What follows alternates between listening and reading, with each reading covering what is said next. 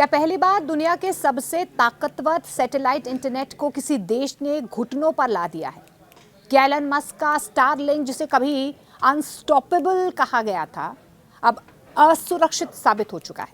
और सबसे बड़ा सवाल तो ये है कि क्या ईरान ने ये सब अकेले किया या इसके पीछे चीन और रूस जैसी महाशक्तियों का हाथ है?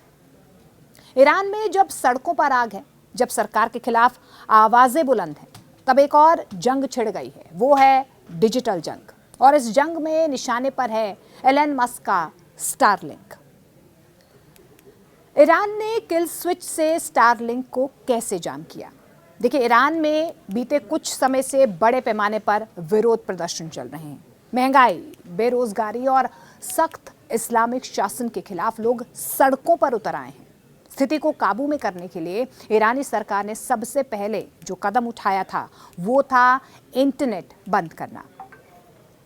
मोबाइल नेटवर्क ठप कर दिया गया, सोशल मीडिया प्लेटफॉर्म्स ब्लॉक कर दिए गए, यहां तक कि अंतर्राष्ट्रीय कॉलिंग भी बाधित कर दी गई। लेकिन बावजूद इसके प्रदर्शनकारी दुनिया से जुड़ने का उन्होंने एक रास्ता ढूंढ लिया, और वो रास्ता था स्टारलिंक। अब स्टारलिंक क्या है और ईरान में ये अहम क्यों बन गया है? देखिए, स्टारलिंक एलन मस्क की कंपनी स्पेस एक्स की सैटेलाइट इंटरनेट सेवा है। ये जमीन पर लगे टावर्स पर निर्भर नहीं करता, बल्कि सीधे सैटेलाइट से इंटरनेट देता है। और यही वजह है कि जहां पर सरकार इंटरनेट काट देती है, वहीं स्टारलिंक लोकतंत्र की आखिरी उम्मीद बन जाता है। और ईरान में भी कुछ ऐसा ही हुआ। लोगों ने चोरी छिपे स्टारलिंक टर्मिनल इस्तेमाल किए, वीडियो और मैसेज बाहर की दुनिया तक पहुंचने लगे, और यहीं से ईरानी सरकार को सबसे बड़ा झटका लगा। और फिर आया किल स्विच, जो एक गेम चेंजर साबित हुआ। देखिए, ईरान ने पहली बार किल स्विच तकनीक का इस्तेमाल किया। ये कोई साधारण इंटरनेट ब्लॉक नहीं था, बल्कि military grade satellite jamming operation था। और इस तकनीक के जरिए स्टारलिंक के जीपीएस सिग्नल को टारगेट किया गया, अपलिंक, डाउनलिंक डेटा को बाधित किया गया। नतीजा ये हुआ कि 70 से 80% तक स्टारलिंक ट्रैफिक को ठप कर दिया गया। यानी कि स्टारलिंक मौजूद तो था, लेकिन काम के लायक नहीं बचा। अब आपको फटाफट बता देते हैं कि किल स्विच आखिर क्या है, आसान भाषा में समझाते हैं।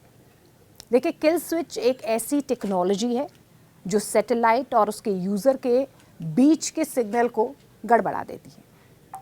सैटेलाइट दिखता है लेकिन पकड़ में नहीं आता, इंटरनेट जुड़ता है लेकिन चलता नहीं है, कनेक्शन रहता है पर डेटा ट्रांसफर फेल हो जाता है। यानी कि बिना सैटेलाइट गिराए पूरे सिस्टम को बेकार कर देना। अब सवाल ये है कि अगर ईरान में ऐसा हुआ है तो क्या ईरान अकेले ये कर सकता है?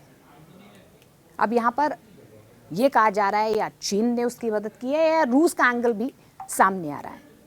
यहाँ ये शक और ज़्यादा गहरा रहा है। देखिए, टेक्नोलॉजी एक्सपर्ट्स का ये मानना है कि इतना एडवांस जामिंग सिस्टम ईरान के लिए अकेले बनाना मुश्किल है। कई रिपोर्ट्स में ये भी दावा किया जा रहा है, ये भी कहा जा रहा है कि ये तकनीक चीन या रूस की साइबर वॉर क्षमताओं से मिलती जुलती है। जीपीएस जामिंग और सैटेलाइट इंटरफेरेंस में ये देश पहले से ही माहिर है। हालांकि अभी कोई आधिकारिक पुष्टि इस बाबत नहीं हुई है, लेकिन शक जो है यहाँ से गहराता जा रहा है कि आखिर ईरान ने ये कैसे कर दिया। देखिए, ईरान में अब स्टारलिंक इस्तेमाल करना अपराध हो गया है। देखिए, ईरानी सरकार ने साफ कर दिया है कि स्टारलिंक टर्मिनल रखना अब गैर कानूनी, देशद्रोह, जासूसी जैसा अपराध माना जाएगा। कई लोगों को गिरफ्तार भी किया जा चुका है, कड़ी सजा की चेतावनी दी जा रही है। देखिए, इसका असर सिर्फ ईरान तक सीमित नहीं है, यह घटना पूरी दुनिया के लिए एक चेतावनी है। अगर कोई देश स्टारलिंक को जाम कर सकता है तो कल किसी और देश में ऐसा हो सकता है। इससे ये साफ हो गया है कि इंटरनेट अब सिर्फ सुविधा नहीं, राजनीतिक हथियार बन चुका है, और ऐसा हम देख भी रहे हैं।